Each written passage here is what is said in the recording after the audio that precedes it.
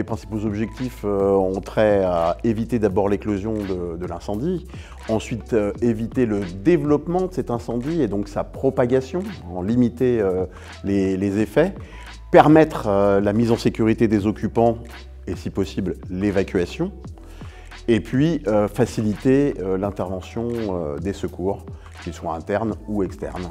La réglementation incendie se fonde sur l'usage des bâtiments et l'état des occupants.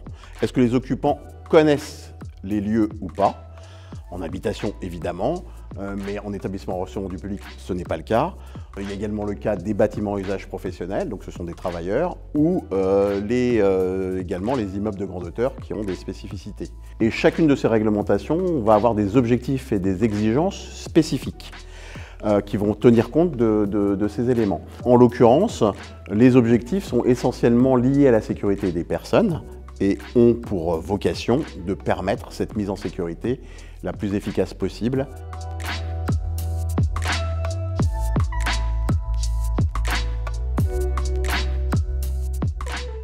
Alors, la réglementation, là aussi, va jouer sur différents concepts et outils pratiques.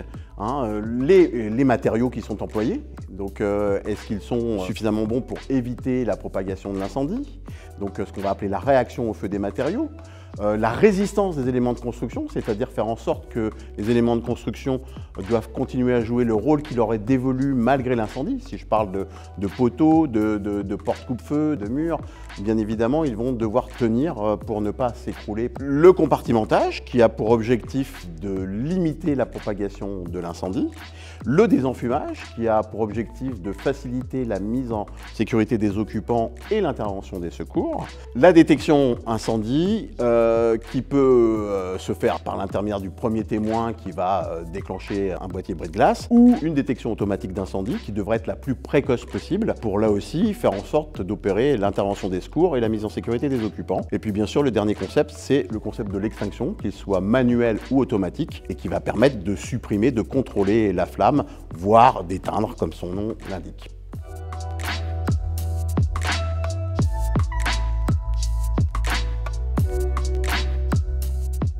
Je voudrais en aborder deux essentiellement, qui sont la hauteur des bâtiments. On parle souvent des 8 mètres, avec différentes familles dans le monde de l'habitation.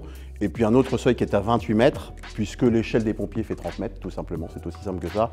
Donc les immeubles de grande hauteur, c'est les immeubles de plus de 28 mètres à usage de bureau, ou plus de 50 mètres à usage d'habitation. Et puis le deuxième cas de figure qui est très particulier, ce sont les locaux à sommeil.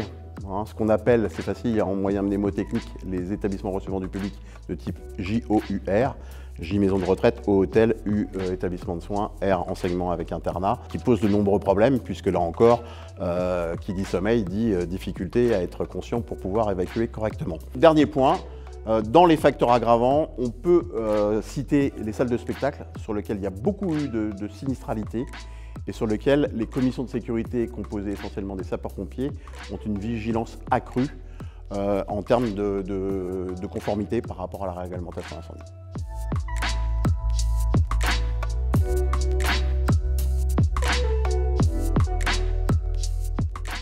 Ma première recommandation, c'est de définir des objectifs de sécurité incendie qui sont compatibles et qui tiennent compte de tous les attendus performantiels du projet de bâtiment.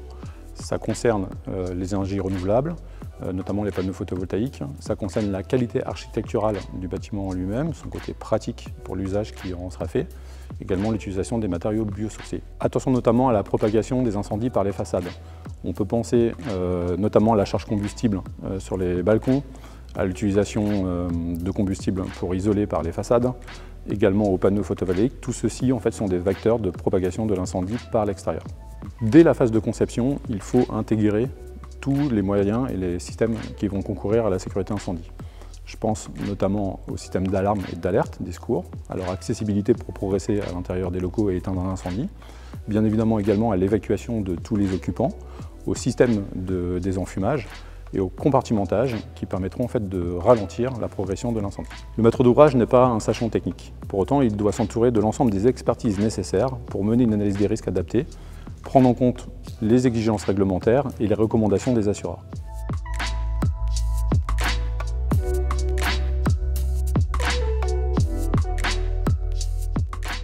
Le premier d'entre eux, c'est de veiller à ce que l'ensemble des matériels et des systèmes qui concourent à la sécurité incendie soient le moins contraignants possible pour l'exploitation du bâtiment. À titre d'exemple, l'emplacement des extincteurs ne doit pas gêner les stockages, les emplacements qui sont prévus pour les activités. L'autre exemple, c'est les portes coupe-feu qui ne doivent pas gêner les allées et venues à l'intérieur du bâtiment. Ensuite, il faut favoriser un dialogue entre le maître d'ouvrage et le futur exploitant avant la phase de réception des travaux. Enfin, je vous encourage à diffuser une culture de la sécurité auprès de l'ensemble des occupants. Il faut notamment veiller à ce que ceux-ci soient formés et sensibilisés au bon usage des systèmes d'alarme, à l'utilisation des moyens de secours, à rendre libre l'accès des sapeurs-pompiers et à ne pas dégrader les moyens qui concourent à la sécurité incendie.